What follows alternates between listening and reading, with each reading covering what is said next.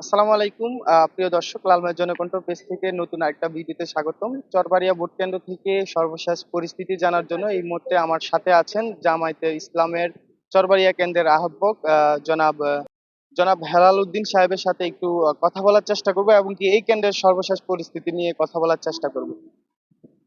সালামু আলাইকুম রহমতুল্লাহ।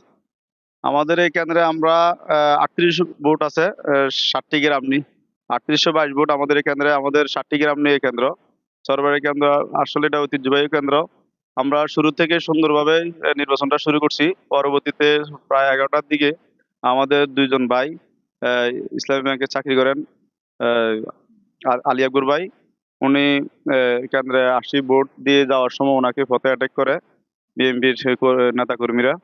এবং আমার আরেকটা ছোট ভাই ফরিদুল ইসলাম, ব্যবসায়ী, ঢাকাতে ওর ব্যবসা আছে, ওরও মানে মারধর করে। তো আমরা তাদেরকে পরবর্তীতে নির্বাচন সুন্দর করে শেষ করার জন্য আমরা তাদেরকে হাসপাতাল পাঠিয়ে দিয়ে এদিকে নির্বাচন শেষ করার জন্য আমরা চেষ্টা করতেছি। আসলে ভোটাররা আসছে, প্রায় 70% ভোট আমরা মনে করতেছি আসছে কেন্দ্রে। আশা রাখি আমাদের ইয়াসিন আরাফাত ভাই, আমাদের দাঁড়িপাল্লা মার্কে আমরা বিপুল ভোটে জয় লাভ করব।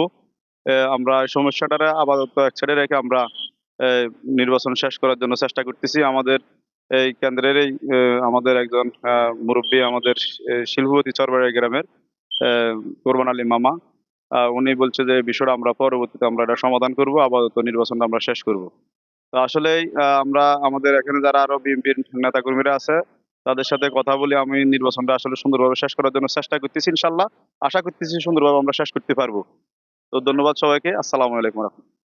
এই ছিল চরবাড়িয়া ভোট কেন্দ্র থেকে আমার কাছে সর্বশেষ।